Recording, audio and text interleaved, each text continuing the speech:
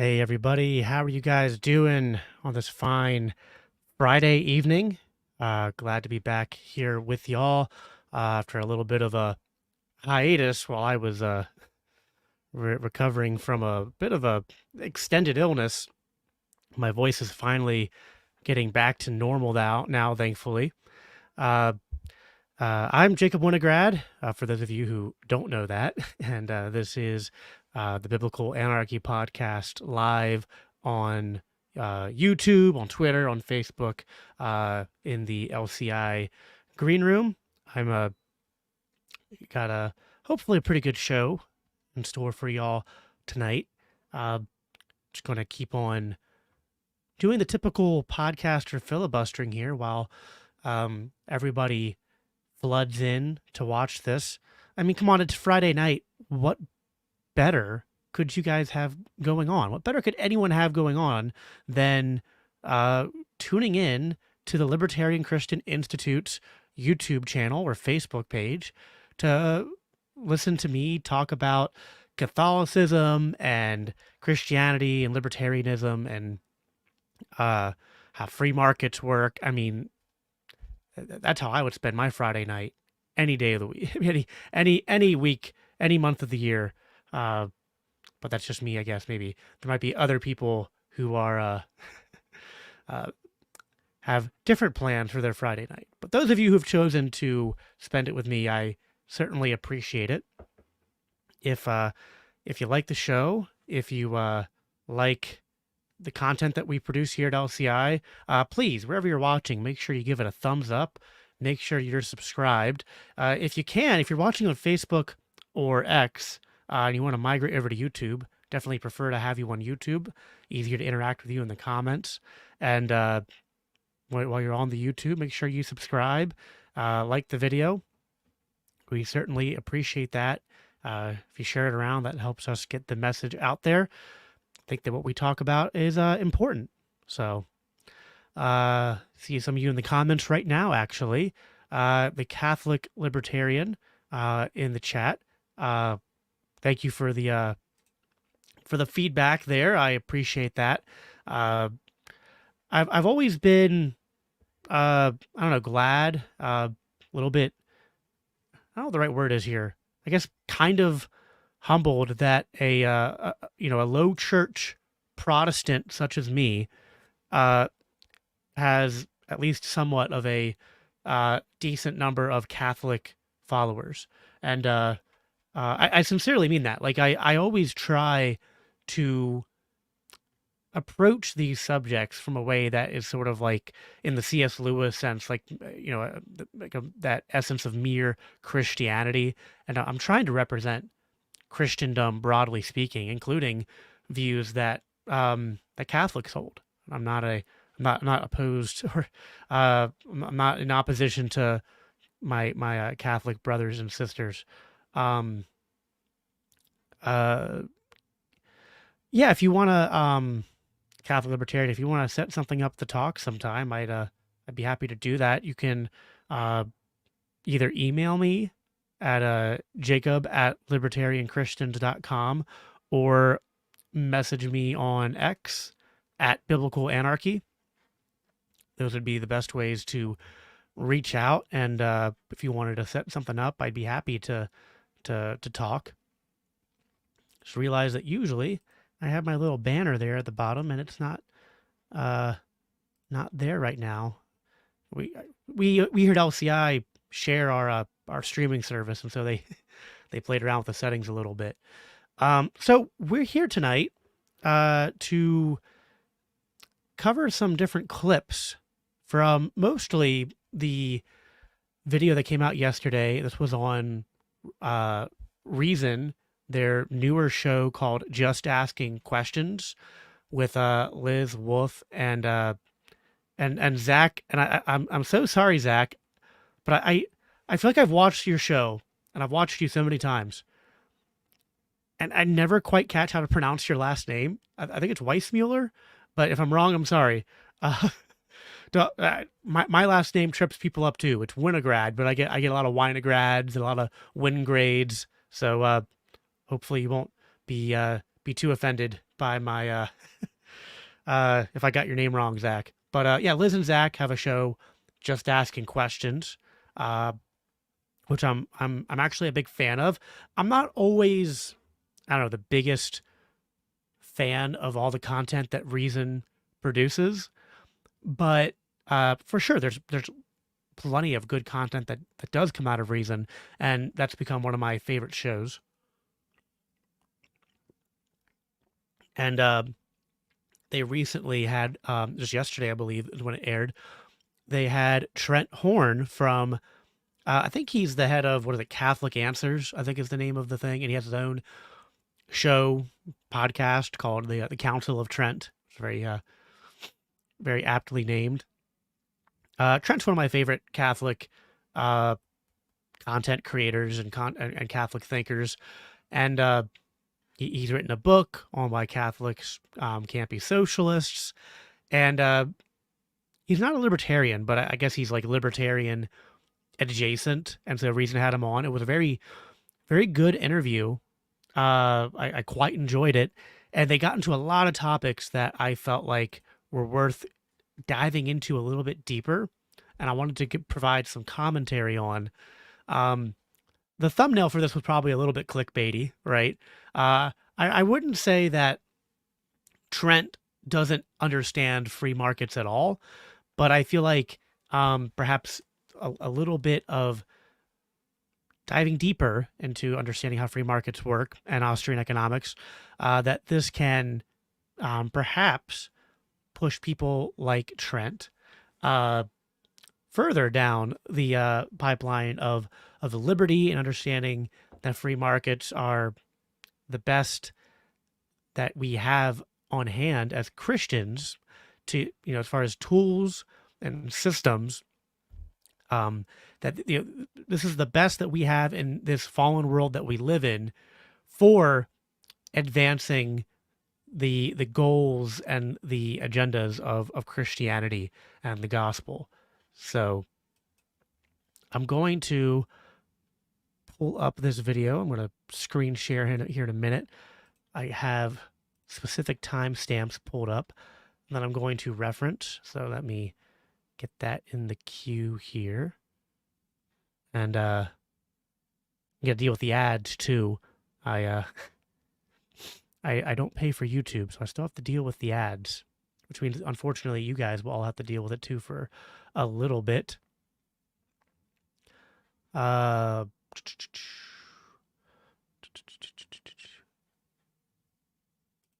see JC's in the comments. JC, how you doing? MVP of the Libertarian Podcast comment section.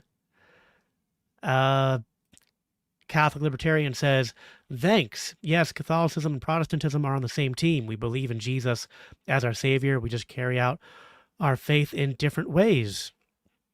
100% agree.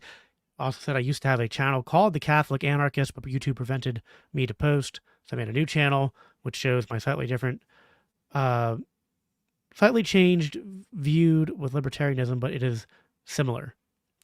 No, it's awesome. Yeah, I look forward to talking with you. I've conversed. I guess I've run into a lot of Catholics in my time podcasting in the libertarian space, and I even get along with the Eastern Orthodox. But I find a lot of I'm more of like a natural law guy, and the Eastern Orthodox typically reject natural law. That's going to actually come up a lot in this. In what we're going to talk about tonight. So, all right, let me get this going. Share screen. Share. All right. Let me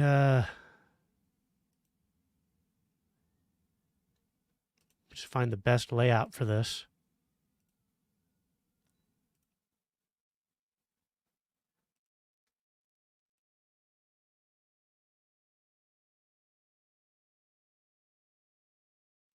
All right, so we're gonna play here. This is kind of toward the opening of it, so we're gonna play this here, and then I'll be pausing every few minutes and giving you guys some of my thoughts. So let's get into it.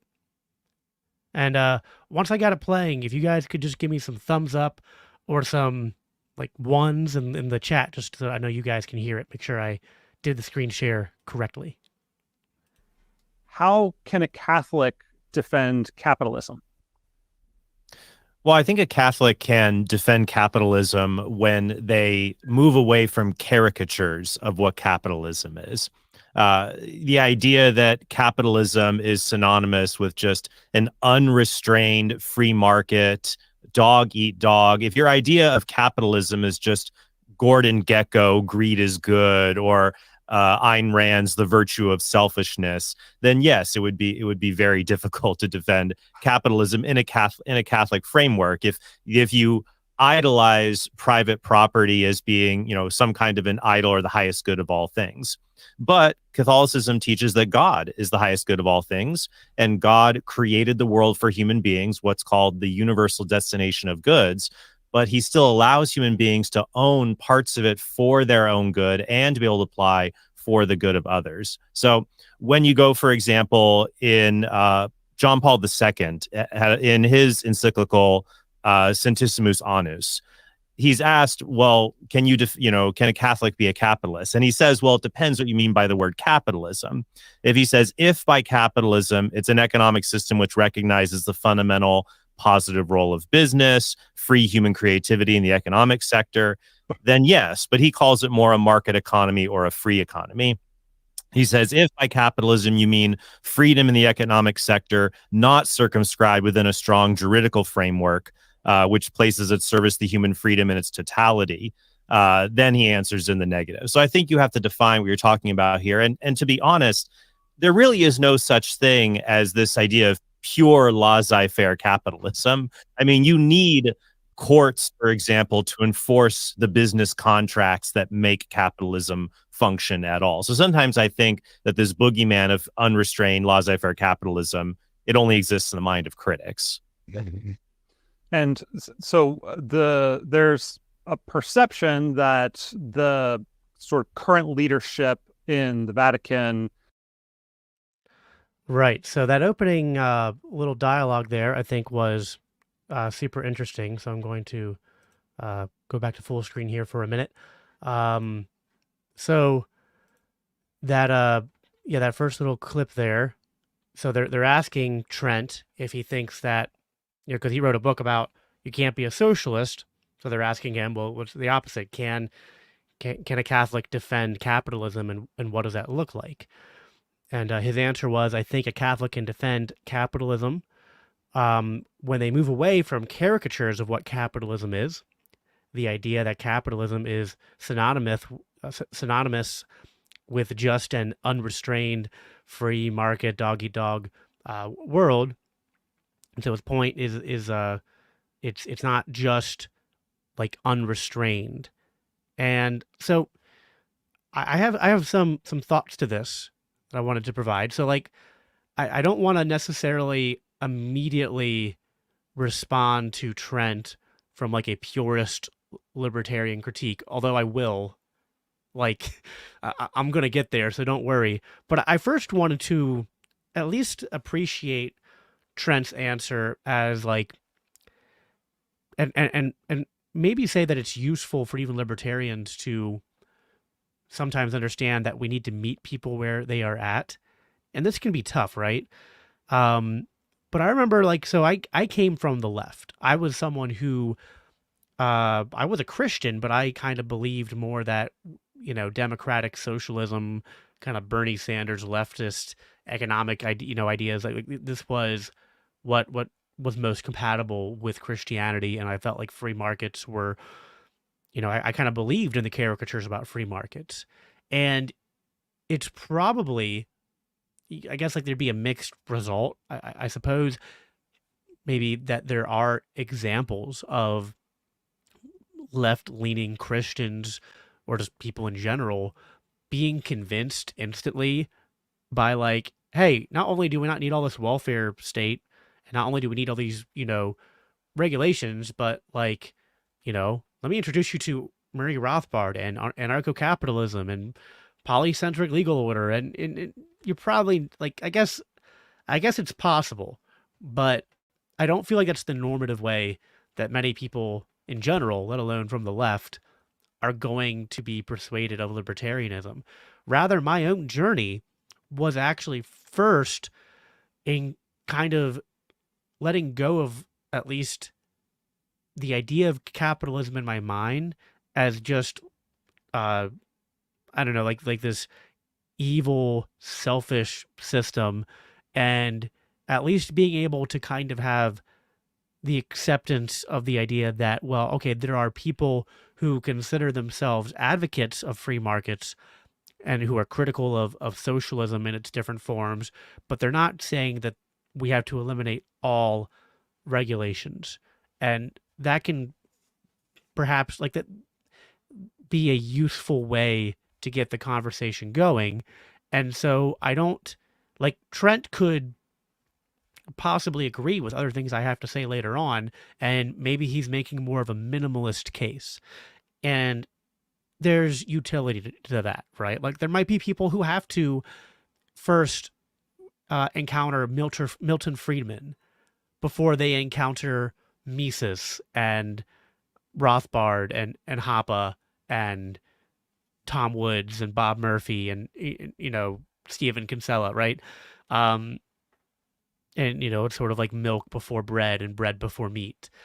And so I can, in the spirit of charity and that I like Trent and and there's an element to his answer that I guess sort of affirm and understand and appreciate. However, I think that when we understand what libertarianism is, and I think that, libertarianism is sort of a catch-all term. It's always, I guess everyone has a different definition of it, but I think there's libertarian politics, like libertarian legal theory, and like libertarian economics, which is like free market. And I would say that the Austrian school is the most, the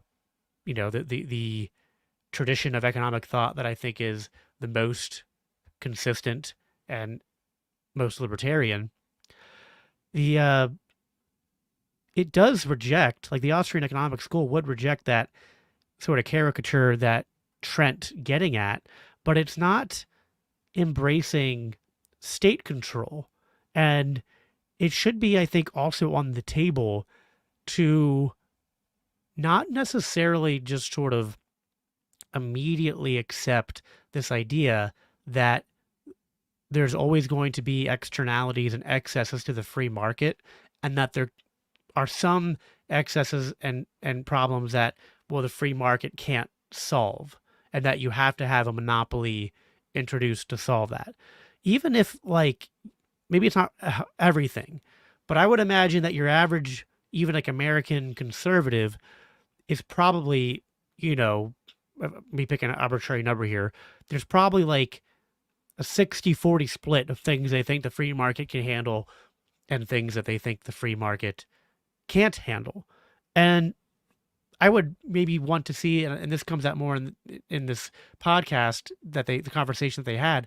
I wish I'd like to see Trent at least engage more with the idea that, okay, maybe it's not 100%. Like maybe you end up being more of a minarchist and you think there are still some things that the state is necessary for, but do we need, for example, the state to exist to bust up monopolies, and do we need the state to exist to prevent things like child labor? Are these are these ends that we should pursue, and is the state the most effective means at pursuing those ends? Anyway, that's sort of where my initial thoughts were. I think that it's important to understand that if you understand the power of free markets is the ability to innovate and to foster creativity, and that it's something always funny about, like, well, we need the state to bust up monopolies without the inherent understanding that the state is a monopoly. So like, who's going to bust up the state monopoly, right? Central planning and monopolies, especially when they are created through fiat, tend not to be a good thing. If a monopoly occurs naturally, kind of, and Trent says this later on in the show, well, it tends not to be a problem. Like, he said that's when free markets are at their best, is that when there's mutual value on both sides. Well, a natural monopoly implies that there is value on both sides, most likely, if it's natural. But there's often this conflation where people look back in history or to today and they think monopolies are free market outcomes, and they don't realize there's a lot of state intervention and regulation that's contributing to that.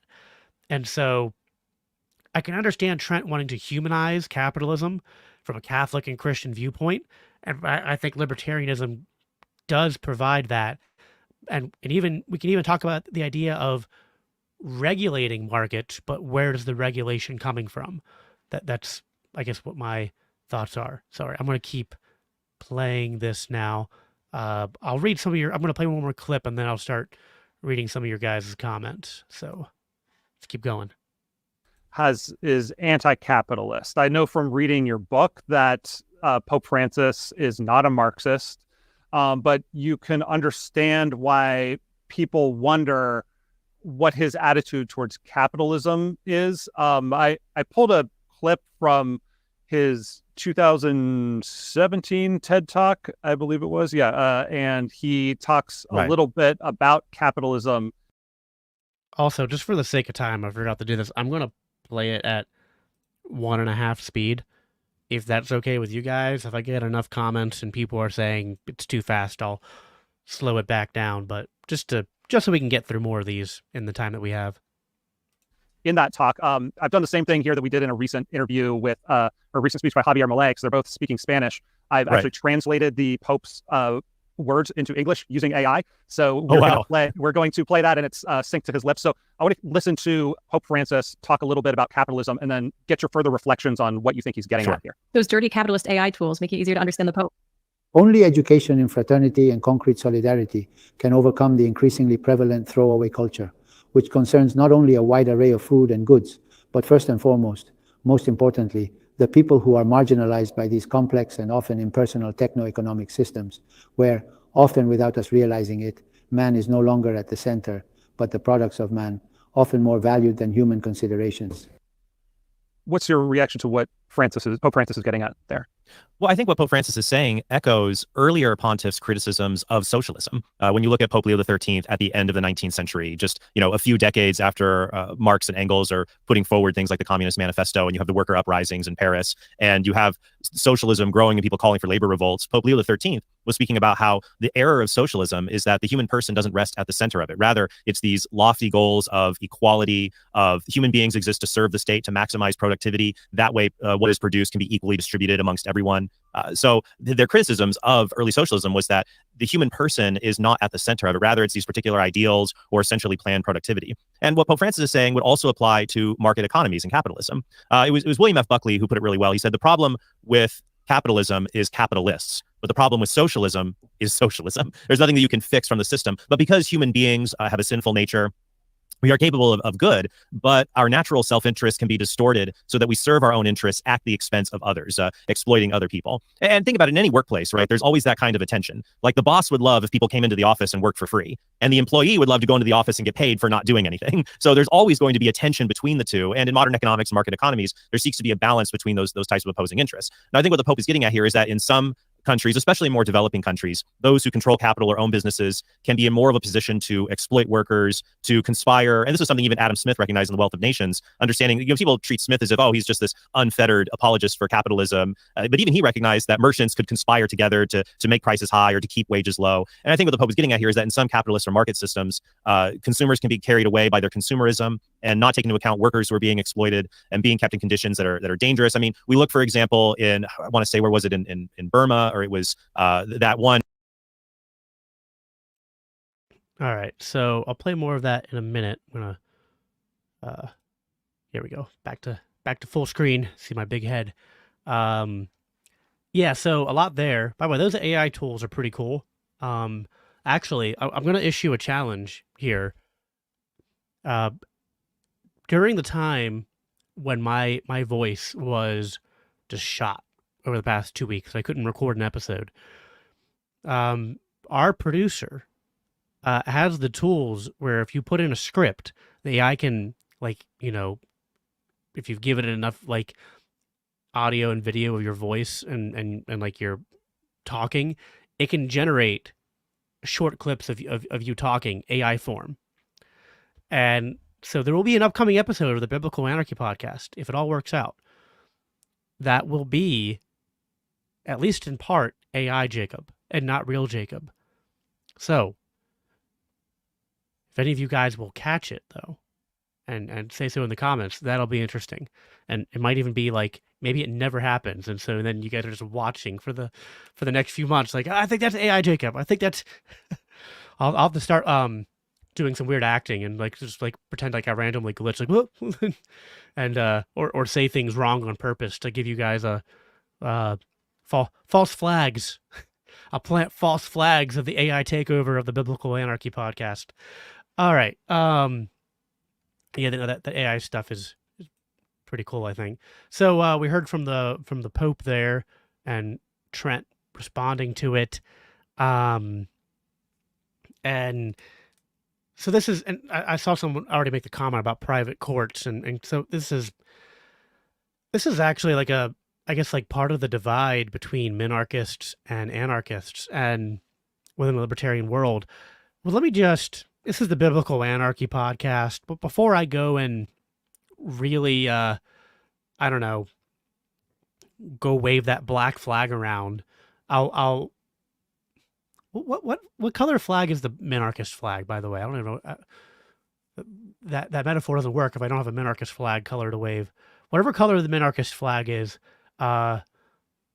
which is well, I guess if black is maybe it's like gray. It's just a minimal amount of, anyway. Put in the minarchist hat on for a second.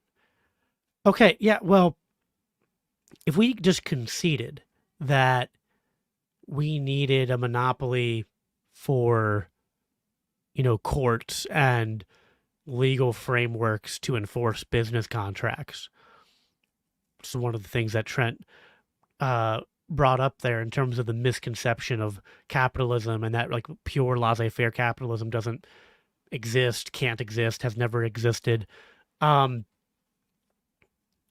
okay, fine. That's still like, if that's all we're saying the state exists to do, there is still a lot more out there that our current state is doing that it shouldn't be doing then.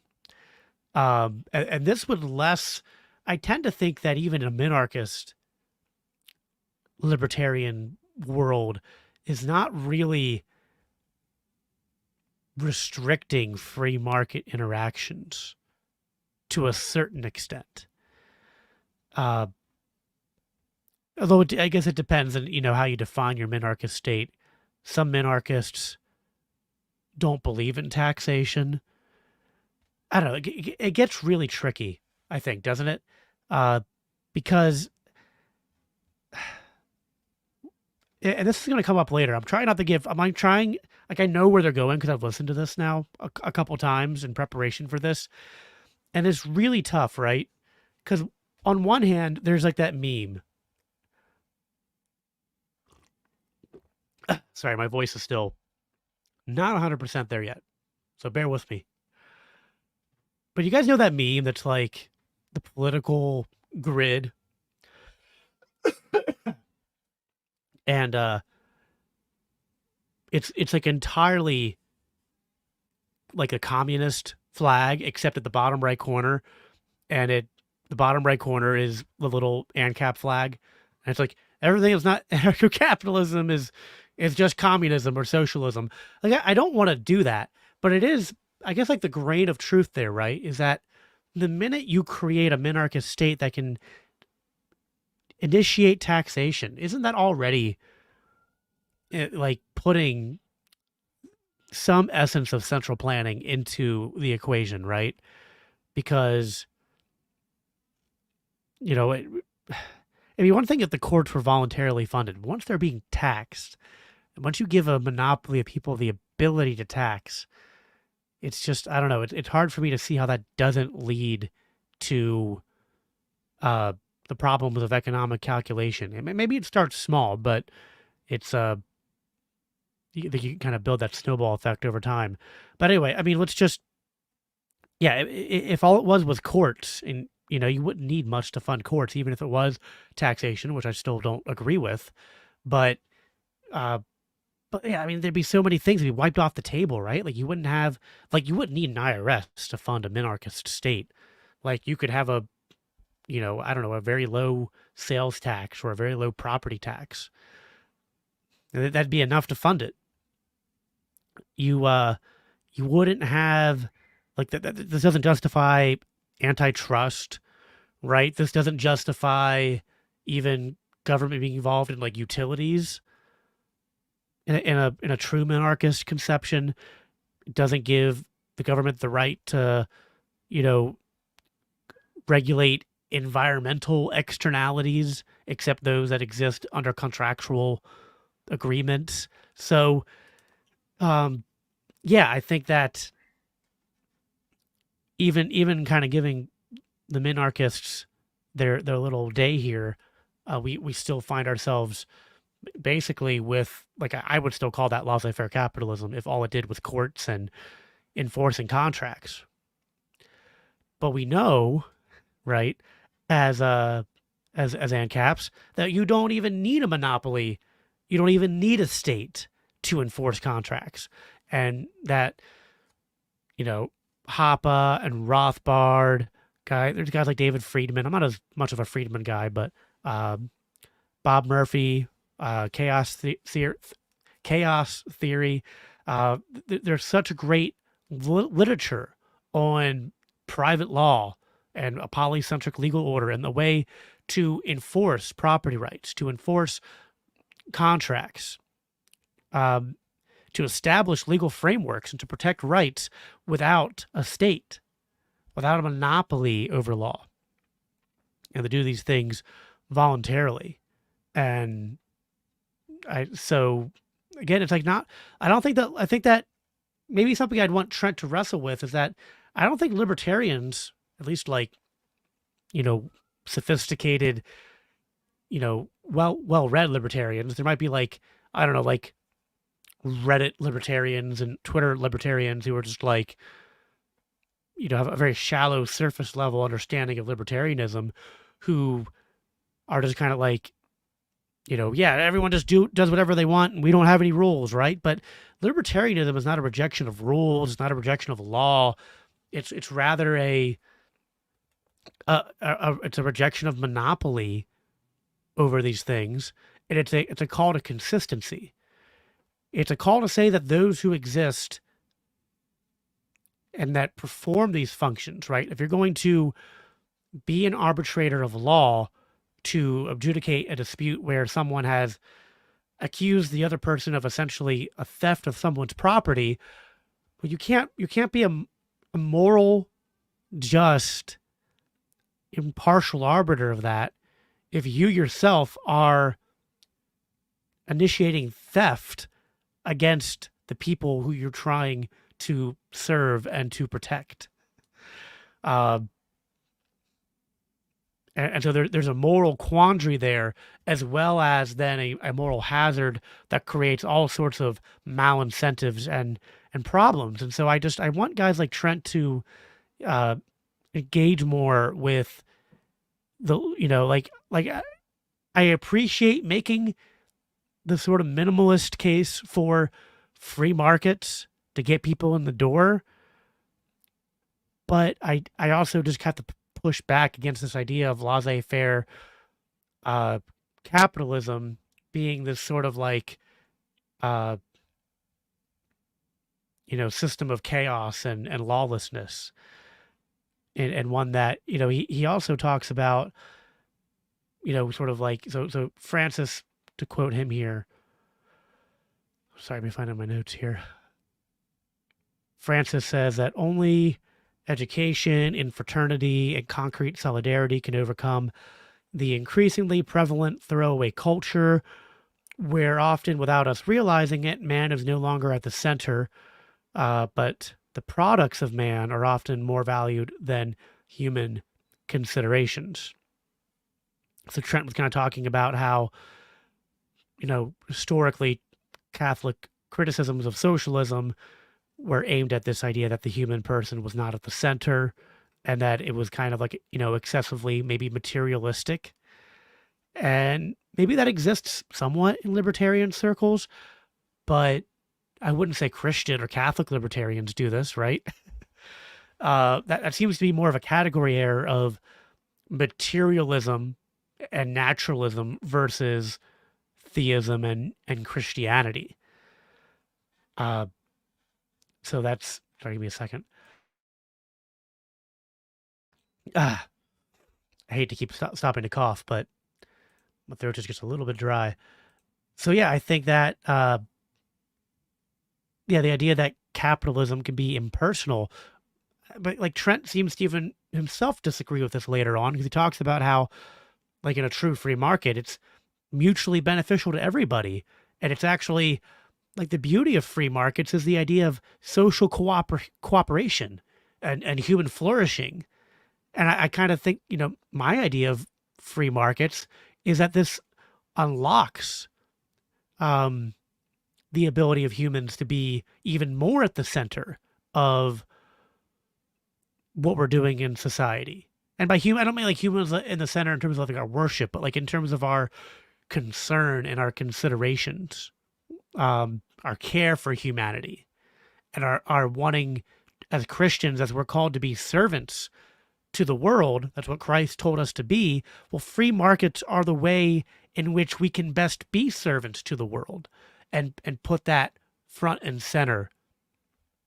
And so, yeah, I think libertarianism actually places the strongest emphasis on individual human dignity and autonomy. And so it argues that by placing, I think at one point, I don't know if it happened yet, Trent said the problem with libertarianism is it values private property more than human life.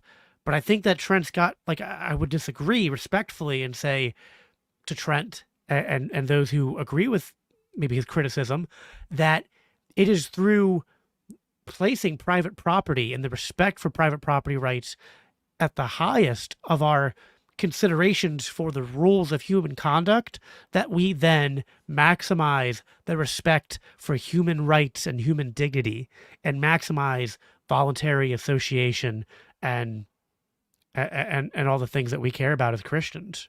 So that's my little bit of contrast and pushback. All right, let me pause here and read some of the comments that I've missed. You guys have been pretty busy. I think Liz triggered Trent when she said she likes to smoke weed. That was a pretty, yeah, I don't think I was watching it. I think I was listening at the time, but I was kind of curious what Trent's thoughts were at that. Liz is weird. I like Liz, but she is such a weird juxtaposition of like trad and libertine-ish, which is fine. Like, I'm not judging it. It's just like, it can be a little bit jarring. People like to put people in boxes, and Liz doesn't fit in a box. Justin says, this sounds like Trent has never heard about the idea of private courts. Yeah, I'd be curious if he's ever heard of that. Catholic libertarian said Catholics should believe more in theocracy than a democracy. This pretty much agrees that capitalism is not what Catholics should be with. Not sure what you mean there. I'm not a fan of democracy. Well, I'm not sure what you mean by capitalism is not what Catholics should be with. I don't know about Trent. Joe Cool McCall says, I don't know about Trent, but I know Pints with Aquinas is quite dismissive and naive of libertarians. Trent's had Seamus Coughlin on a few times, who used to be a libertarian. I actually used to be friends with Seamus, but Seamus understands libertarianism quite well, and I know he's explained it to what's What's the guy's name on Pikes with Aquinas? I don't even remember now. It's not coming to me. I know he's explained libertarianism to him, but I think he was a little bit kind of like, oh, whatever, a little bit dismissive of it. Difference between minarchist and anarchist, about 6 months. Yeah, that's very commonly true.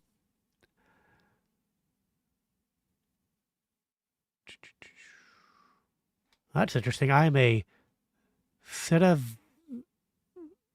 sedevacantist Catholic. I believe the Pope's seat has been vacant since the early 1950s, and the Pope isn't infallible. That's interesting.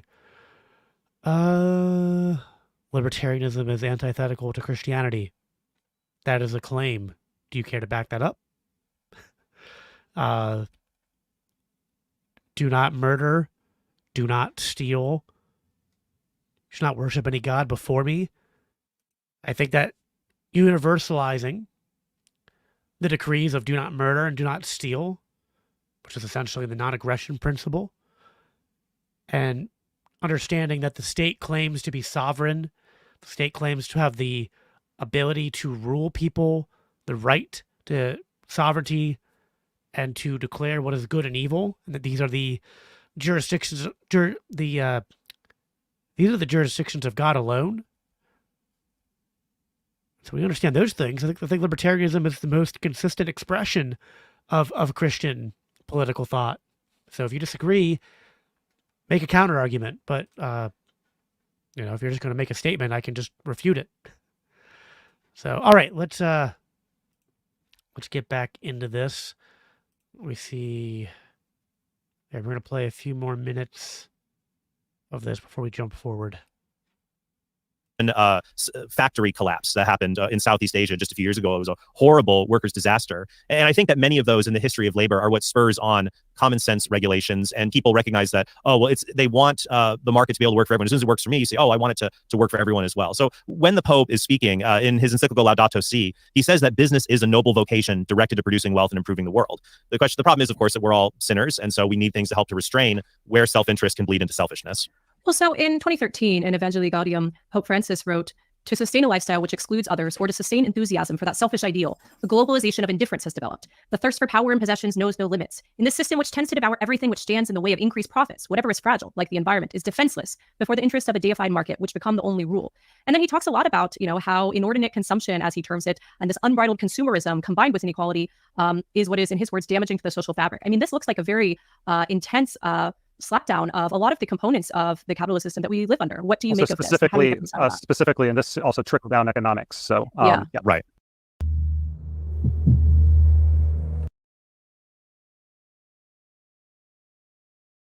Right. And I think here what is important to remember, and this goes back to Quadragesimo Anno and Pope Pius the 11th, who was saying that economics and moral science each apply to their own spheres. So it's always difficult when the Pope speaks on contemporary issues and areas that we would call interventions in the prudential order. So there's going to be areas where the Catholic Church's authority resides in faith and morals, teaching the doctrines that God has revealed, morals, how are we to live? But we live in a world that is constantly changing. And so when you have the rise of new technologies, whether it's bioethical technologies like in vitro fertilization, or just new technologies even 200 years ago with the rise of the Industrial Revolution and industrial capitalism, it's so very different from what the church had taught for 1800 years. I mean, throughout nearly all of human history, 99% of people lived in poverty or extreme poverty or at least very low poverty. And the few wealthy people were just those who could basically steal or inherit wealth from other people. That's why in the time of Jesus, there was a proverb that said, every rich man is a thief or the son of a thief. But you had in the 17th, the 18th century, the 19th century, through the division of labor, specification of labor, through the growth of private industrial firms, productive capacity increases, driving down the costs of goods and services, allowing things that were once could only be had for the rich. You had someone like Hosea Wedgwood, for example, during this period. He was born with like a disability, one of 13 children born into poverty, but he created a pottery service that revolutionized how to take pottery wares that were once only for royalty and making them accessible to common man. So he invented things like the money-back guarantee or catalog sales. Right. And so now you have people they can access more goods than they normally wouldn't. So I think when the Pope speaks on these issues, we have to avoid two extremes. One extreme is to say, the Pope doesn't know what he's talking about. He's not an economist. Why should I care what he has to say? And the other extreme would be everything he says, every advice that he gives on a matter in the prudential order has to be followed. And in a document from the church called Dona Veritatis, it says that the magisterium and the teaching authorities of the Catholic Church, like the Pope and the bishops, not every suggestion for how the prudential order there should be an intervention is necessarily correct. So it should be given a respectful hearing, but it's not a authoritative teaching like on faith and morals. So he's essentially telling us that attempting to not give in to our worst consumerist instincts, but rather to seek a sort of asceticism is how we probably ought to live. But he's not necessarily saying that there ought to be any state intervention that forces that. Is that what you're saying? Yeah, in many of these documents, these encyclicals, you have to make a distinction between a moral command that's binding on the faithful and what might be called an aspirational statement, saying that this is something that would be an ideal that is proposed rather than imposed. And I will be honest, I do have a fair amount of disagreements with how Pope Francis speaks about economic problems, because I find that many of the criticisms are very vague, that he might identify a legitimate problem, but the solution or the criticism involved is quite vague, and I'm not sure what he's exactly proposing to remedy the problem. Though I do recognize a kernel of a legitimate criticism that we have to look at. I mean, for example, we have a problem in capitalist societies of companies doing things like planned obsolescence, right? That I remember, I still have toys that I've given my kids that my parents bought for me like in the 1980s that still work. But a lot of, or appliances in my parents' house that still run to this day. But it seems like everything we buy today, it seems like there's a bit of a conspiracy among corporations to make sure it's going to break in like 5 years. So you have to buy something else. And I think that's something all of us could agree is a kind of consumerism. Like, it'd be really nice to be able to move away from something like that to better serve the interests of everyone involved. So I think he does make a legitimate point here, but sometimes I believe the criticisms can be overly broad or overly pessimistic from him when it comes to market economies. And I have a bit of it is more of a psychoanalysis here. I'm not saying it's the exact solution, but this is a pope who was bishop in Buenos Aires during the Argentinian economic collapse. And we find many people are have extreme antipathy towards market economies when they go through a market collapse. So we saw the same thing in the 1930s in the United States, which was called the heyday of American communism. The American Communist Party had its largest growth in members during the Great Depression. The same thing, we saw that growth of young people wanting socialism when? Well, after the Great Recession, 2008 and 2009. I think a lot of that does color Pope Francis's thinking towards market economies when he's speaking. Funny because I sort of became a lefty the same way he describes it. It was like the crashes of 08 and 09, those were my formative political years. And I was like, see, the free market has failed. And now looking back, it's like, it's not really what happened. But so I wasn't even thinking about that when I was listening earlier, but he's sort of, Trent, you're telling my story. About them. There used to be, famously in the mid 20th century and late 20th century, the Catholic Church was like institutionally anti-communist. Yes. And now things are a little more in flux. Obviously, the Cold War is over, so communist, anti-communist is not even really the right way to think about things anymore. But there is a definite strain of Catholic thought, the kind you see represented by writers like Liz Brunig, the left Catholics, who do say that socialism really does follow from Christianity and I guess Catholicism specifically. And the case they're making is fairly straightforward, that it's difficult. The Bible says it's difficult for the rich to get into heaven and that you should share your wealth and so forth.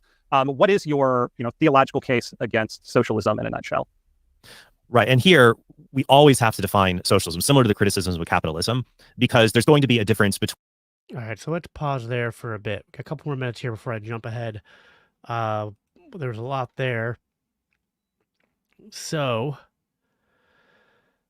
he started out talking about I guess examples where the government intervention was necessary to create like safe work environments, I guess, because of maybe certain popular catastrophes that happened. This is a common argument you hear against libertarianism all the time. Who's going to enforce building codes to make sure that buildings are safe, especially industrial buildings where workers, might not be protected correctly by corporations who just kind of view them as, numbers on a sheet, maybe not incentivized to create safe working environments for them. Could also be said the same like in food, that if you don't have proper inspection, that people will cut corners and thus make the food not safe for consumption, which can be a public health concern. And so, Trent's kind of like, we have a sinful nature, and so this is why we need the state to provide some regulation to protect workers in market economies, but still allowing for there to be markets as opposed to. So again, he's making like the minimalist case here, which again I could appreciate. It can be like, hey, full command economy is bad. and we should have mostly free markets, but with reasonable common sense regulation. I don't even, again, it's not that I disagree with the goals, it's more about the means of how we get there.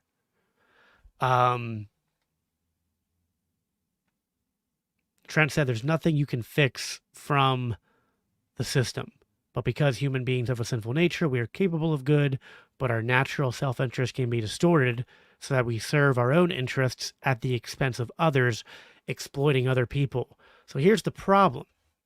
I agree with Trent's point that self-interest can lead people to cut corners. It can lead to exploitation. But the problem is that this problem doesn't go away when you put people in positions of power. Actually, what seems to be the case is that putting people in positions of power tends to exacerbate these elements of the human condition, of human fallenness. And, you know, people like to cut corners in the market. They also like to cut corners by bribing politicians. And what we often see is that the regulations in particular industries are usually regulations that the top corporations in that particular industry, they hired lobbyists who work for them to influence the way that the politicians write these regulations. And they write these regulations with all the legalese, with all the loopholes, with all the pork in them that allows the people at the top to either have an unfair advantage or to have ways to circumvent the system. But then often this comes at the expense of their competition, of smaller businesses who aren't maybe in the same positions or know-how, you know, to be able to hire lawyers and to hire lobbyists and to be able to bribe the right people, or to be able to, there's different ways that this shakes out. You know, because sometimes, like, I think like back to the Gilded Age, a lot of times, you see this even today with like utility companies. A lot of times it's like they'll pass regulations, but they'll be geographic dependent, and it'll often empower certain corporations to even gain a leverage over certain areas to be able to push out competition from those areas. And so what we often see is that what is aimed to be a check on the free market becomes a distortion on the free market and actually exacerbates the problems that people like Trent are perhaps trying to alleviate, right? You know, like humans are fallen and sinful, and therefore we need to put fallen humans in charge of us. It's like the free market mechanisms are at least not coercive, right? But the state mechanisms by fiat that can be funded by taxation that lead to all the other things that come with the creation of like the minarchist state that just does the courts. You can kind of maybe theorize that it wouldn't be able to do this stuff, but once you give the government the ability to control aspects of the economy, you really kind of open Pandora's box. And this is why Trent can be said like he's making the minimalist case for a free market, but you could easily flip the script and be like, Trent, you've opened Pandora's box to make the argument that the socialist wants to make. Because you don't have a consistent standard for what should be done by the market and what shouldn't be. And actually, I would argue that what Trent's standard is here is kind of like, it's a consequentialist mindset. And that actually is dangerous because if you don't have a consistent standard for what is and isn't acceptable for the government to use its power of taxation and money printing and law for in terms of intervening into the economy, you've really just opened the floodgates for a command economy to come about. And it won't necessarily be a direct command economy, but when the government's kind of calling the shots and picking winners and losers in the market, sort of like dictating what corporations can do, you're basically one step away from fascism. And I wonder what Trent would say to that.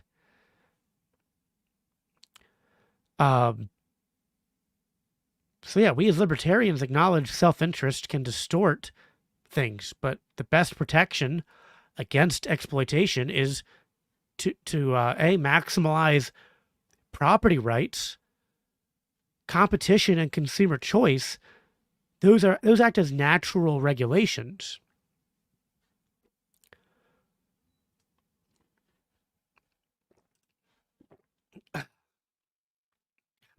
Some commenter in the libertarianism is stupid. Free markets sell pornography and sex toys, which should be illegal. Yeah, it's a good thing the state doesn't push sexual degeneracy. I mean, yeah, the free market can do bad things. The state is just as capable of doing that. So it really doesn't, it's not a criticism of libertarianism. If the criticism you levy on libertarianism can be levied on the state, then it's not a criticism of libertarianism. The state can beam pornography into people's homes, into their computers and laptops and phones. It can teach people in schools that they can change their gender. So that's not, libertarianism can be degenerate, but so can authoritarianism. You need a moral society.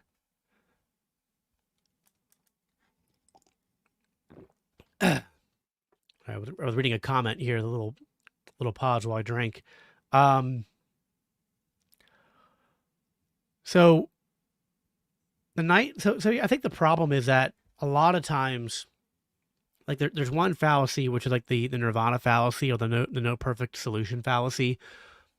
But a sort of related fallacy is the idea that expediency is conflated with success, or like simplicity is viewed as inherently better, right? So like if it's quicker and it's simpler, like if it's easier to sort of like write out on paper than an alternative that seems to be more complicated or not as expedient, might be dismissed as not sufficient or as inaccurate. But what I would argue is that actually I think a biblical principle would often be that often doing what's expedient doesn't pay off. We're told to store our treasures up in heaven. The Christian mindset is actually to have a lower time preference, right? And I think that's sort of what the problem is that does the market regulate? Yes. But does it regulate instantaneously the way some people like it to? No. And the state can seem like, ooh, well, we can just pass a law and try to fix this problem immediately. But even if that leads to a short-term success, what are the long-term harms and ramifications of that? So we have to have a longer time span by which we evaluate these things. In terms of Trent sort of citing the theological case against socialism, I find that to be, obviously compelling. I don't have much to push back on there. Let's play a little bit more of this, and then I'll give some of my final thoughts on this segment before we move on to the next one.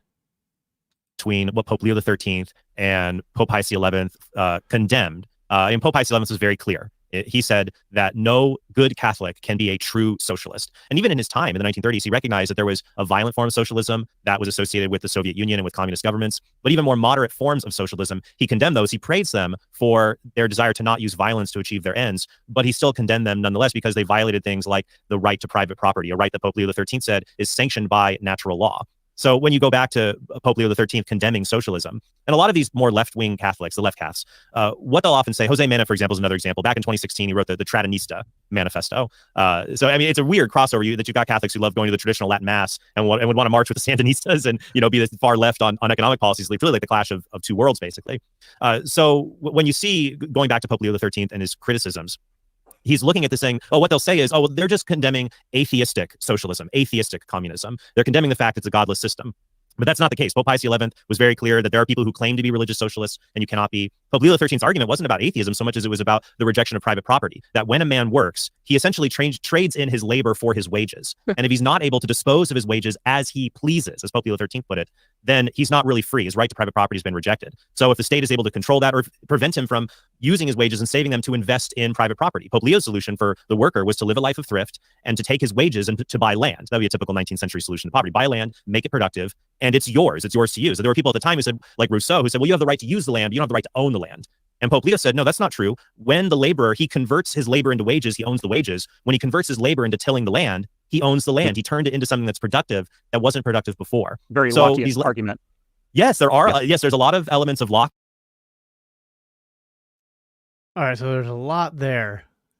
And I really think that just with what Trent said there, I don't understand how Trent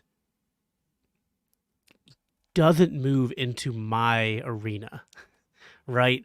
Maybe not even like, okay, like maybe Trent's not going to be an ANCAP tomorrow, but I don't see how you can't at least be a minarchist who would say, like, okay, so like you could make a case. I see this guy in the comments talking about libertarianism allowing evil. Like, okay, so let me just grant your entire premise there for sake of argument, because I can imagine Trent even maybe doubling down on that. Like, well, we need the state to ban and regulate certain social vices and sins and to push back against degeneracy. Now, I am not, to be clear, I don't think the state is a good tool for pushing back against degeneracy and regulating human behaviors. I actually think the incentive structures of a state trend towards degeneracy. But even just leaving that aside, you could say that, well, we should have a government that sanctions legal violence in order to stop certain sinful behaviors. And so this wouldn't be libertarianism proper in terms of the acceptance of the non-aggression principle. But in terms of just free markets and capitalism,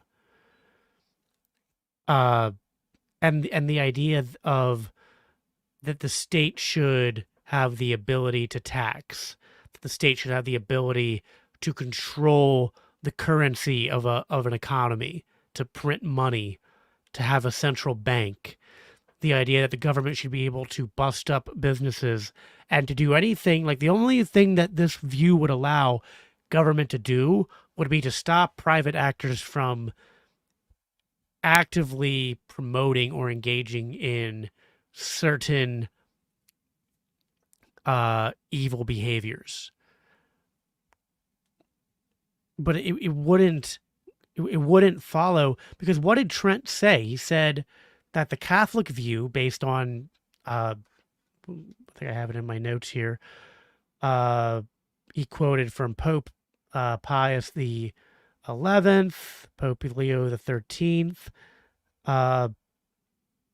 Who else did he quote from there? Let me just back this up a second.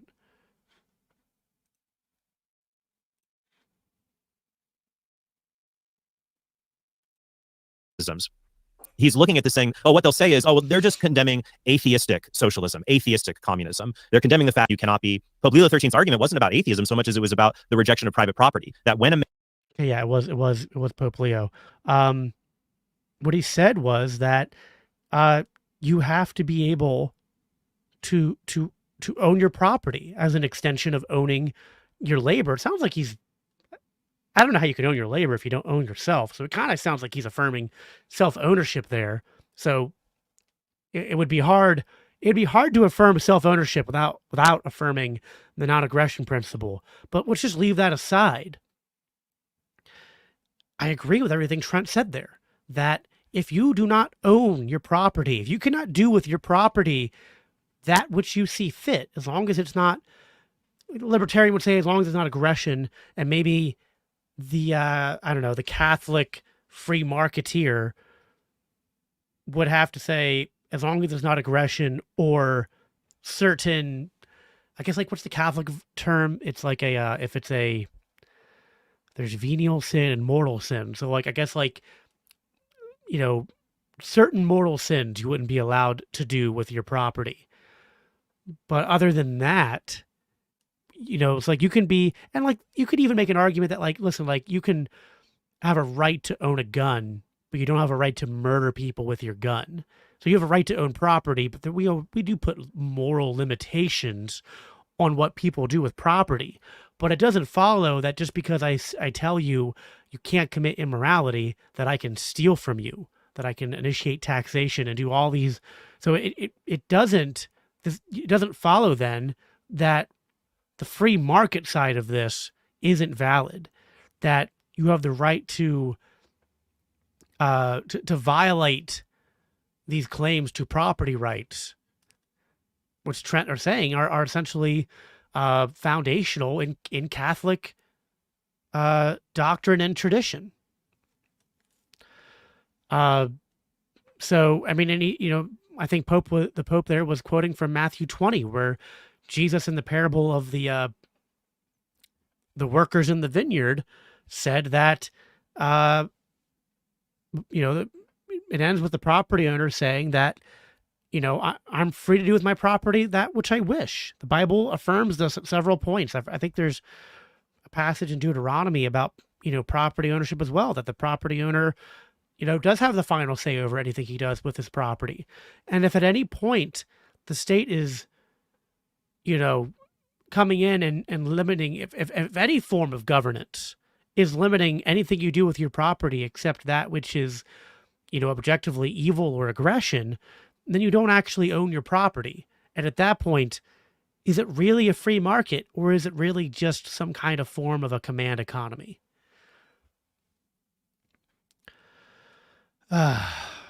Really gonna make me do Romans 13, Mutual Man? Really gonna do it? First of all, sorry, I gotta do it. I don't mean to be a jerk, but oh no! Romans 13, guys! No Christian libertarian has ever heard this passage before.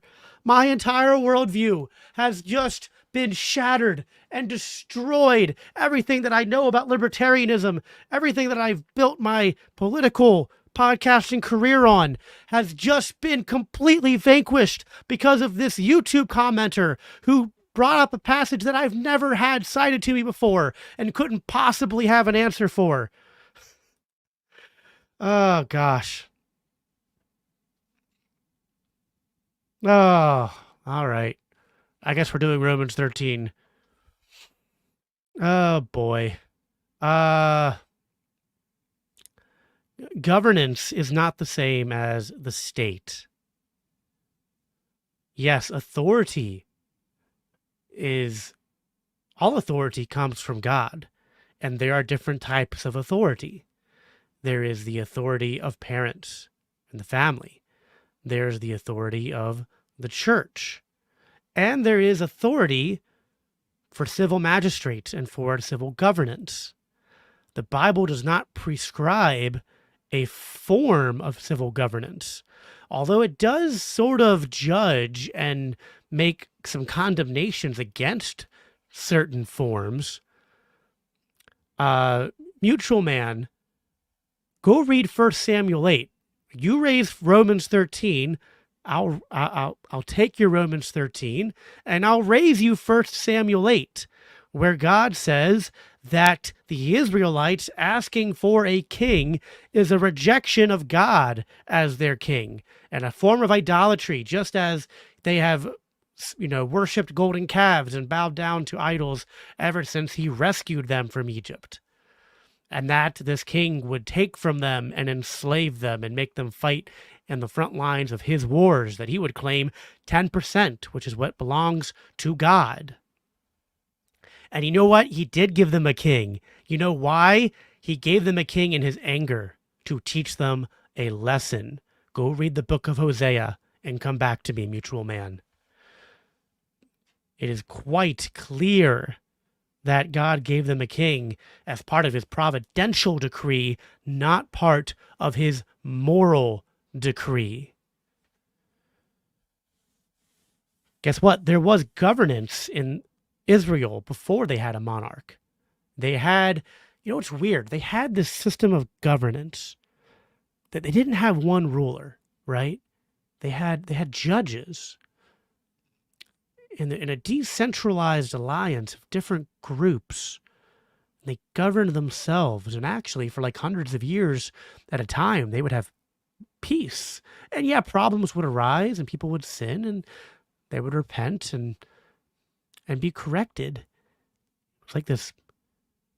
It wasn't it wasn't a monopoly of government. It was decentralized, like a polycentric legal order. Kind of like anarchy in a way, right? Slaves obey. Okay, so does the Bible condone slavery, or is Jesus saying that in the veneration, in the idea of turning the other cheek and of doing good to those who persecute you, right? For the same reason he says, honor the emperor. So are you a pacifist, mutual man? Are you a pro-slavery pacifist? Oh, he's pro-slavery. All right, well, there you go. All right. Mutual man, I have done a lot of work on Romans 13. I'm not going to hijack this entire stream to go into it in any more detail than I already have, but there have been many, many, many answers on Romans 13, and it prescribes civil governance. As I've been talking about this entire stream, we are not against laws. We are not against governance. It is merely what is the form of governance that is prescribed, and are God's moral decrees things to be taken consistently. If God says do not steal and do not murder, does that apply to all people, or does he provide an exception for those in governance? If there's an exception for those in governance, justify that claim. And do not justify it with render unto Caesar, because I will laugh at you. I will laugh into my camera at your face, wherever you are at, because I can anticipate that the only way you could possibly say that there's ever an exception granted for civil authorities to tax. Yeah, I can justify it with church teaching. Well, Trent Horn just provided church teaching that said that the claim to property is absolute. So, riddle me that. No, there are no exceptions. The state is just people. If I murder someone, it's murder. Whether I'm a king, whether I'm a senator, whether I'm a policeman. If I steal, it's theft. Whether I'm an IRS agent, whether I'm a robber on the side of the road. It is just individuals.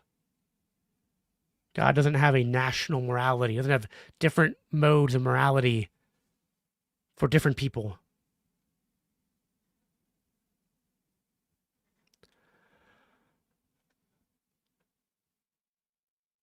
Nothing about the death penalty has nothing to do with this. You can be pro-death penalty. All right. We're going to ignore mutual man going forward. Like I said, you can... there's answers to Romans 13. There's answers to render unto Caesar. We'll move on.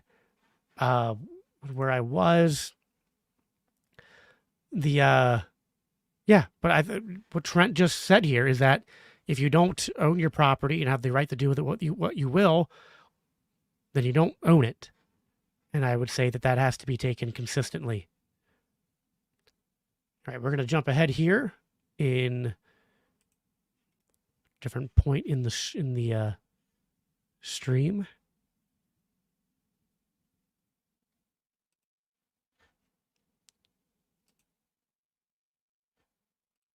$29.30. Say, I wonder if there are Catholic politics, or if there. I guess the reason, partly why I want to have this conversation is just the mere fact that I have noticed that a lot of libertarians seem to be Catholic. A lot of libertarians around me, a lot of, I already mentioned Liz here. We're just surrounding you, Zach. This is it's a conspiracy to proselytize. Okay, which Catholics don't really tend to do that much of, but John and I have joined forces. There's others on staff. There's some prominent libertarians like Tom Woods, who's a very devout Catholic. Have you noticed some sort of overlap between libertarians and Catholics? And what do you think explains that? Well, I think what can explain it, and we do also have to keep in mind, I think there's probably a greater number or percentage of non-Catholic libertarians. And so often heads can butt in that regard. But I am noticing more vocal individuals who are proposing economic commentary and solutions to economic problems who are Catholics often tend to, look at libertarianism or be very sympathetic to other libertarian thinkers while trying to tweak some of the things that they're saying. I think deep down it comes to, I think many libertarians, even if they're not Catholic, even if they're not Christian, they do have a correct understanding of human nature. I think that socialists often fail because it assumes that human nature is better than it really is, that people will naturally be altruistic, they'll naturally work hard or extra hard to be extra productive, but to only receive back what society thinks that they should have, and that they're just naturally going to work for the common good of society. And this goes back, I think, to Rousseau, who basically took the Christian ideas and inverted them, which is the Christian idea is we're born in original sin, we're born with a tendency to sin, and it's society, the family primarily, but also society at large. It's that job to mold us into people who go against our selfish tendencies, our desire to sin, to serve God, ourselves, and our neighbors, to grow in virtue. So born bad or not so good, not totally bad. Born bad, society makes us good. Family primarily, the first society. But Rousseau and others would say, no. There was a first innocence, the myth of the noble savage, that human beings are born good, and really it's society that deforms them. It's society that makes them materialistic and evil. And to fix people, you have to fix society. That's the two groups. One group says to fix society, you have to fix people. Another group says to fix people, you have to fix society. Now, there can be unjust social structures, right? If a society enslaves a group of people based on their race and you belong to that race, it's very difficult to flourish as a human being until you change that law, to allow you to flourish. That's preventing you from doing so because it's an evil law.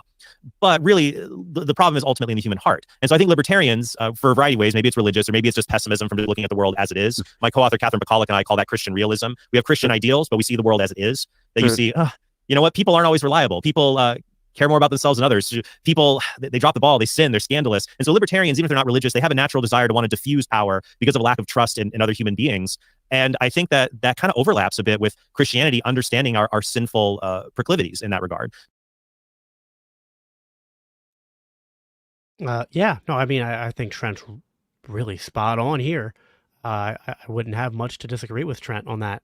I think he's kind of echoing the point I made earlier in this stream, where I said, libertarians understand the fallenness of man, and the problem. Listen, I think the problem often, I said earlier, is the nirvana fallacy. It's kind of like a utopian fallacy, is that people want to.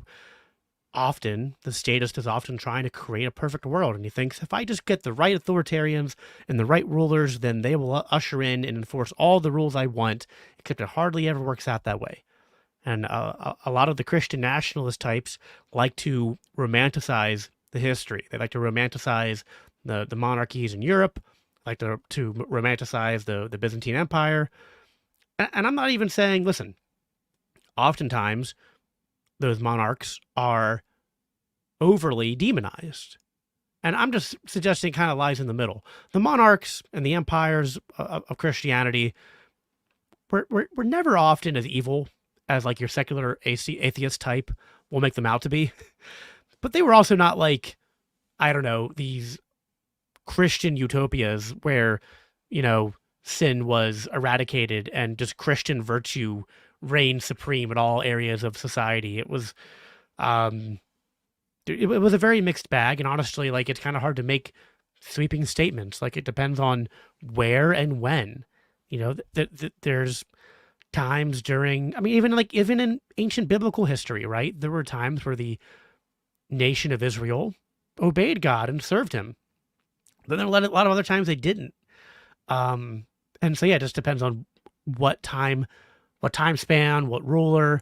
There were okay monarchs. I can admit that. And in many ways, even libertarians like Hoppe have sometimes postulated, and I tend to be sympathetic to this, that monarchies were not quite as maybe like on balance, not as bad as democracies is the right way to put it.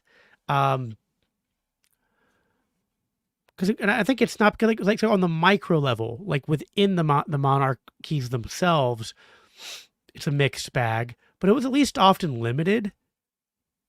And even then, like there's actually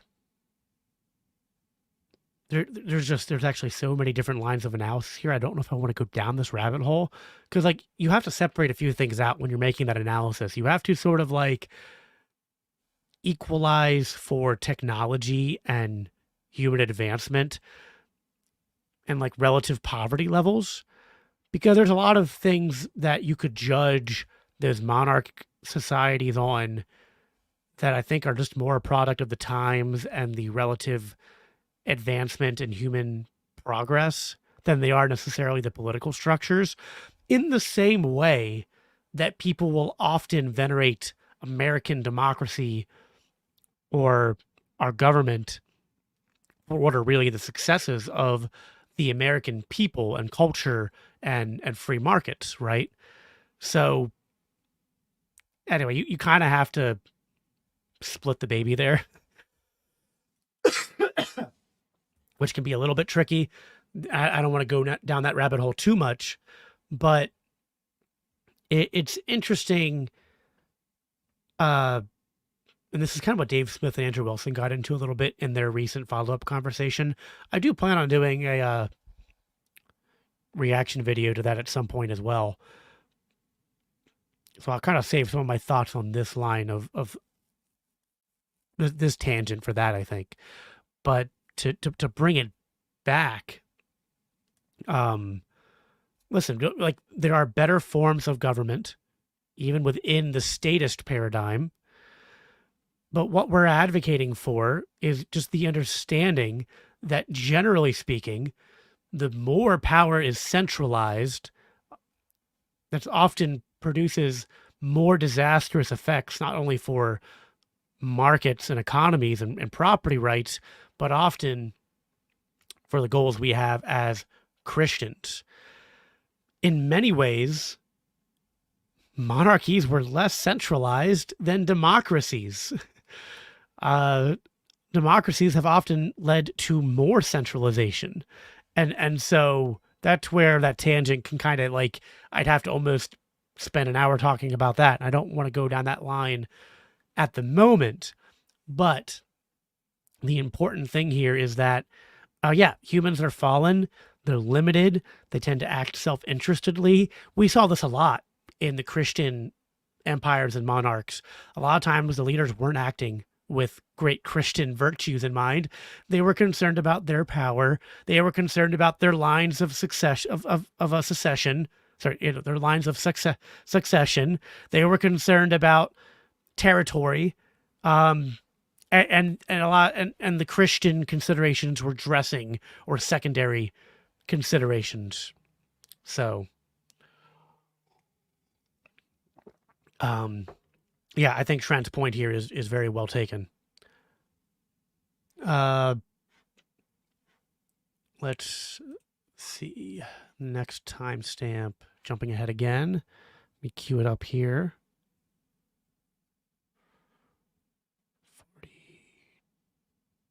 42:52.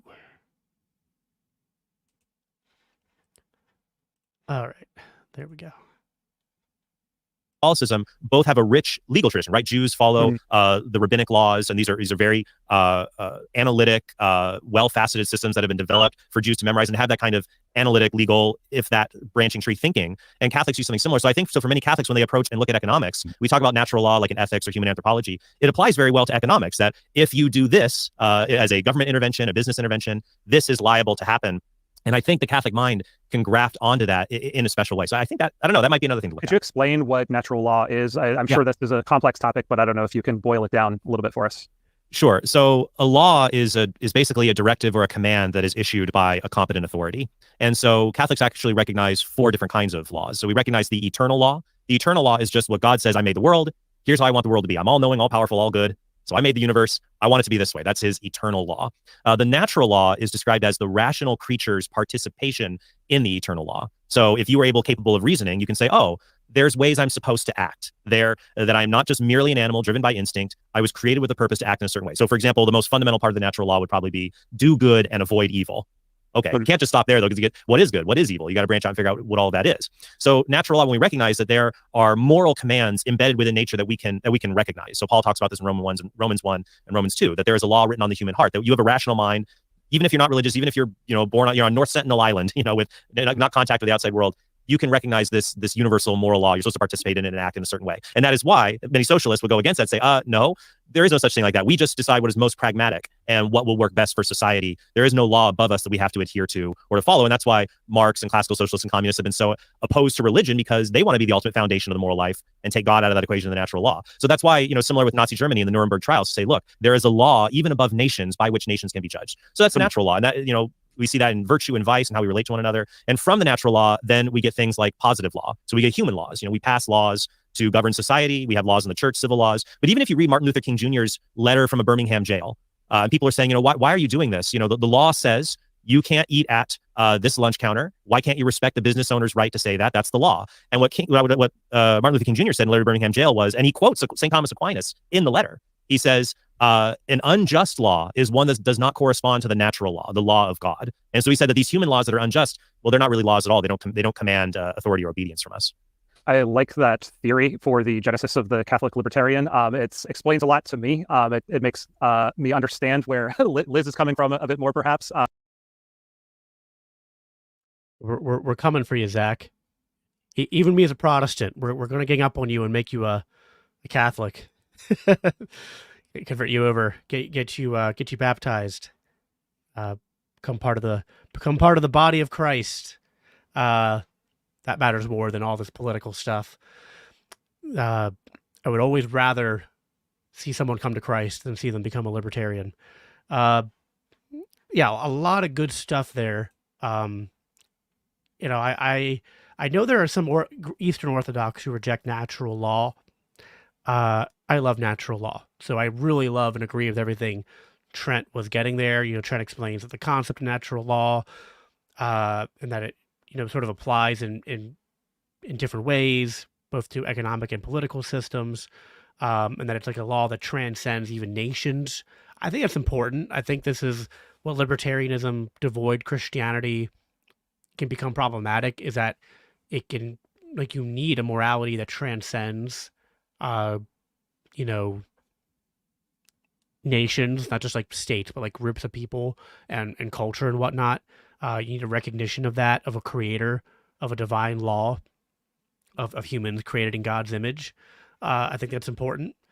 I would say libertarianism in its best form aligns with the concept of natural law, advocates for individual rights, private property, human flourishing, societal, social cooperation.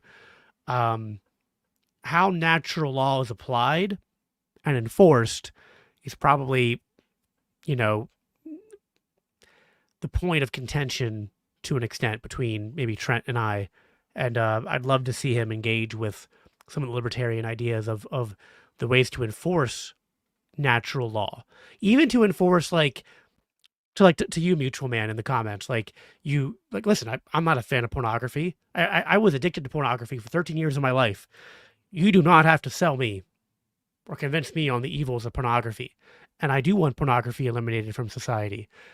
Where we disagree is the state is just kind of passing a law and violence the best means for doing so. I would argue that when you understand HAPA, when you understand private law and covenant communities, and when you emphasize the importance of individual responsibility, personal responsibility, the responsibility of the parents and of families and of the church and of communities, these are more effective tools for combating degeneracy, combating moral vices.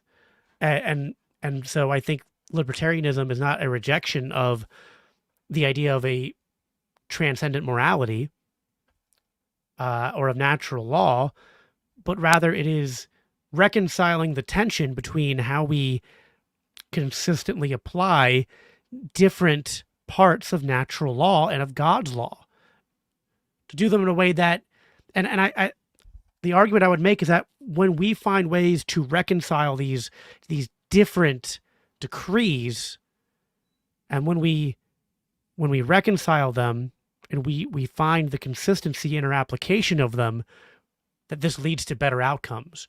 And that it's instead when we seek to act in ways that are expedient, and we seek to act in ways where we place a high emphasis on certain aspects of God's law while minimizing other ones, this leads to an unbalance, it leads to distortions, and over the long haul, it does not lead to the outcomes that we as Christians want. Private property rights, as Hoppe argues, create clear boundaries. They reduce the conflicts over resource use, and that you have a right to do with your property as you see fit. And so when you construct a private property society, then at that local level, like you can actually be very heavy-handed, way more than people realize, with a libertarian legal theory. Even, just on contract law and private property rights alone. The only objection I can anticipate is that people go, well, maybe you can do that at your local level, but then there's going to be somewhere in the world, other communities where they practice degeneracy. But that's true even in a statist world. So unless you're advocating for a one world Christian government, and then once you're advocating for that, you're really outside the bounds of reality, where you're going to have one Christian government that effectively enforces virtue for the entire world. It's just, we start to get into, real utopian thing. You want to call libertarianism utopianism. I would call Christian globalist nationalism, where we have a reigning theocracy that from the top down with fiat and force prevents people from sinning. It's just absurd. It's ludicrous. Anyway, there's a lot there I would like to get into more, but we're going to keep moving along here in the clips. Listen, I will force drug addicts to get help in my covenant community. And that's going to work better than the war on drugs has ever worked. So sorry, you lose on that, mutual man. But I appreciate you in the comments, though. I love the back and forth. I would get into it more. I'd even be happy to have you on for a call-in show sometime. But I don't want to. I don't want to the expense of all the other viewers just engage with you. Although I do enjoy your objections, and I think you're operating in good faith. Next timestamp. We're gonna jump ahead. I think this might be the last one for this, and then I want to jump to a Jordan Peterson clip quick, which won't be too long. That'll be kind of the last one we do. 50, 35. I can't get it right on there. Yeah, I would say that liberty is the freedom to choose the good, but it doesn't follow from that the state should create a set of laws so that people can only choose the good. In doing that, the state might create greater evil. So for example, go back to God creating human beings, right? I mean, God could have made us so that we only ended up choosing good things. Either he creates a world where we happen to do that, or he directly controls our wills, so we only choose the good. But God chose not to do that. He chose to allow evil and suffering to exist in the world because he's all powerful, all knowing, and all good. He can bring even greater goods from this, right? If you had a world without suffering, for example, there are goods that would not exist. You couldn't have compassion, for example, in a world without suffering, because compassion is just suffering alongside somebody. So similarly, when it comes to liberty, I reject the view that liberty is just the ability to do whatever you want without infringing on the rights of others, or doing what you want without violating the non-aggression principle, or something like that. True liberty would be the ability to choose the good. We don't want to confuse liberty with license or something like that.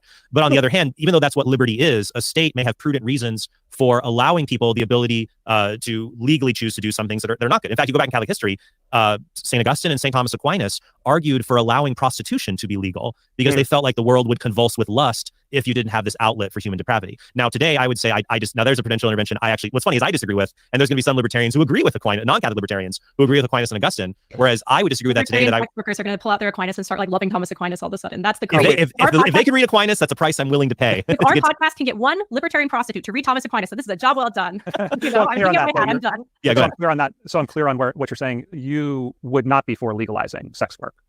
I wouldn't be for legalizing. In fact, I did a debate on the Whatever podcast a few months ago. Myself and Lila Rose debated this with Destiny and an OnlyFans prostitute, and we went back and forth. And my argument is that there are going to be we have more empirical data now that shows that legalizing prostitution results in an overall net harm to society. Like there was a study done in 2013 of 150 different countries showing that when you legalize prostitution, there are two different effects. One is called the substitution. So the relation of legalizing prostitution to illegal human sex trafficking, and there's two effects to that.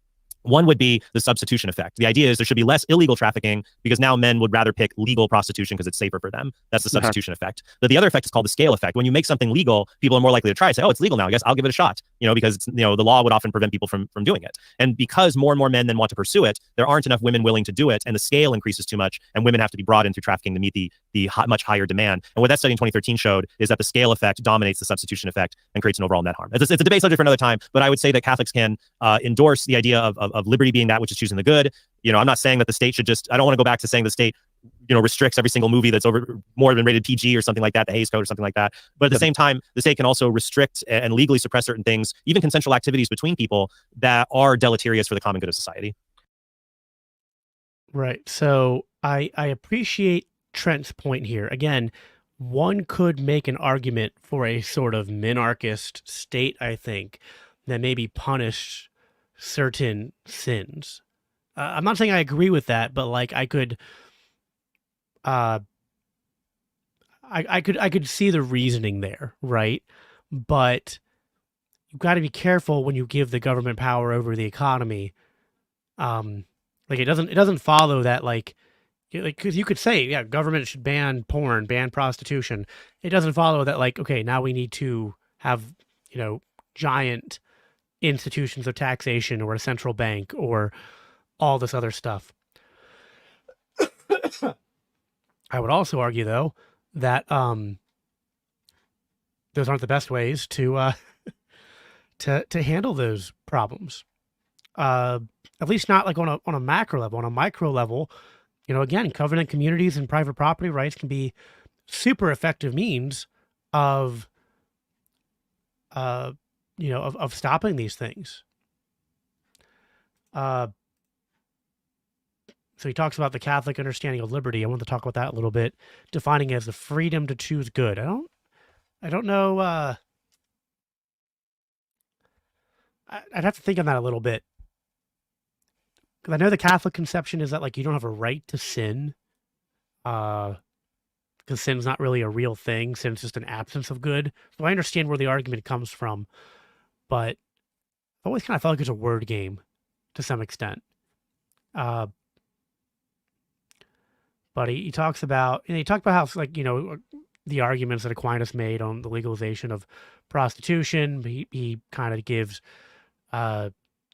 disagreements on it.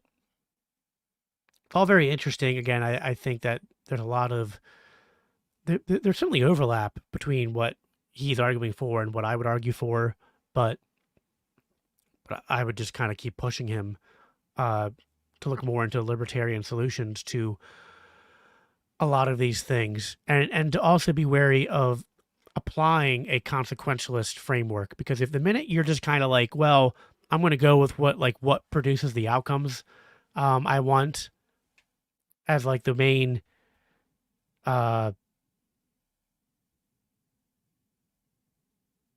as sort of the main means of, I don't know, like engaging in judging what is right and wrong, that can be careful because you can be guilty of sort of like confusing means and ends.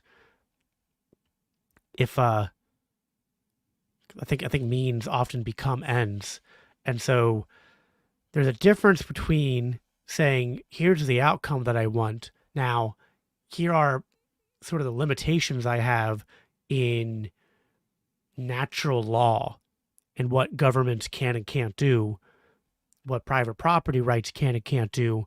How do I pursue that outcome? There's also ways in like asking yourself, what are the best ways to achieve the outcomes I want?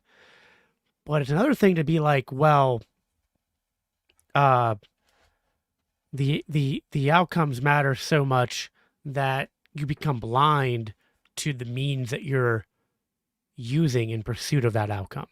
And I just worry with some of the things that Trent said that could be some of what he's getting at. That like, well, you know, there are just some things that are so bad that we just have to stop them no matter the cost.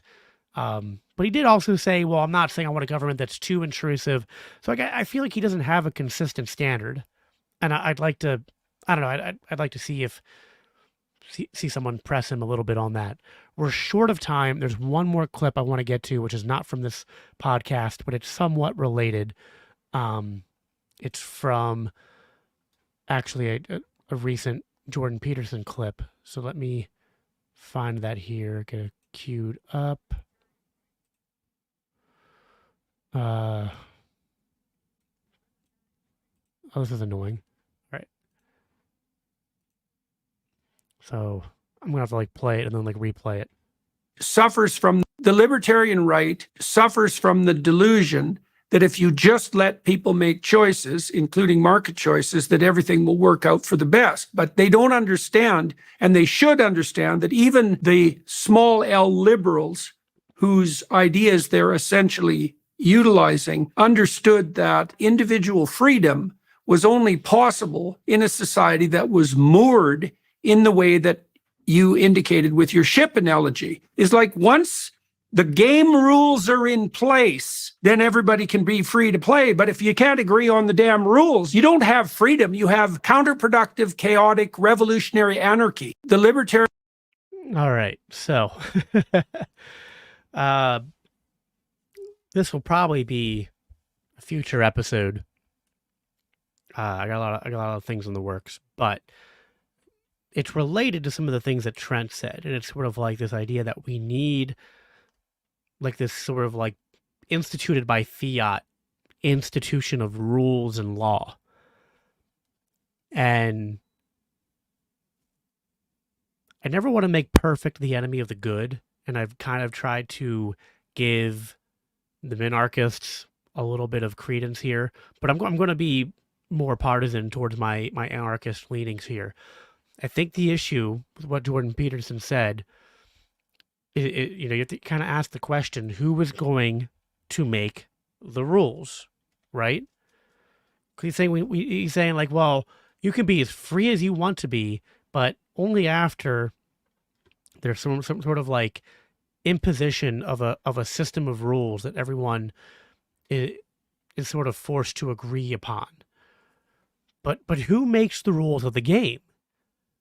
And I think the problem I have with the minarchist perspective, even, you know, any statist perspective, is that if your answer boils down to a monopoly of force, a monopoly of law, I think that, and I'll use Jordan Peterson's arguments against him. Jordan Peterson says that the true hierarchies that we want to institute are hierarchies of competence and not power. But the state is not a hierarchy of competence. It doesn't form through a sort of natural competition and a natural sorting mechanism. It's through fiat. It's through force. The beauty of a private property rights system, and this goes to the objections that Trent was getting at too, is that the competition's a good thing. Is because then we're able to sort out the legal systems and the law enforcement systems that work best. And that when we introduce fiat into the mix, we distort these natural sorting mechanisms in the same way that state intervention into the economy through manipulating currency creates market bubbles because of malinvestments created by the malincentives of manipulating interest rates and printing money. The state does that in the interaction in the realm of law and human cooperation, is that it creates these distortions, and then it attracts people who don't want to climb up the hierarchy of competence, but instead can just seize power and leverage power to pursue their own ends. And you have a real problem of attracting people who don't have, they don't have the interests of the people in mind, let alone Christian interests in mind. And so you always appeal to the lowest common denominator, especially in a democracy. A monarchy maybe alleviates these problems a little bit, but then we still saw that it became concerned with protecting the monarchy over the line and protecting the lines of succession and the lines of power. And it often lent towards the people at the top not viewing themselves in that Christ-like manner of being servants for the people that they've been given authority over, but rather, as 1 Samuel 8 warns, the people become servants for the king, for the state. And that's the problem. Hierarchies of competence create leaders who are Christ-like, who serve their communities, who lead with virtue. But hierarchies of power and of force, which is what the state ultimately is, create the opposite. And that's, anyway, that's what I want Jordan Peterson to hear. That's what I want Trent Horn to hear. Free markets aren't going to create a perfect society, but the state has been proven to create an even more imperfect society than what humans can do through libertarian forms and free market forms of social organization and cooperation. When we reduce the state, we actually give the church and we give godly men the best chance at leading their communities. And so that's kind of what I wanted to end this on. Everyone, thank you for watching and keeping with me throughout all this. I hope my voice held up to the best of its ability. Everyone, please, wherever you're watching, like I said before, give this a like. Make sure you're subscribed before you go. Really appreciate it. And make sure you stay tuned for more content coming down the pipeline. I'll be doing one final surge here of content before we get to the end of July, when my wife is due with our 5th child. I'll be taking a little bit of a break. But I appreciate all of you. I've liked the back and forth and both that I've had with you guys in the comments and that you guys are having with each other. It's beautiful to see iron sharpening iron, as the Bible tells us to do. So, but yeah, that's all I have for you guys. As I always end by saying, until I talk to you next time, live at peace.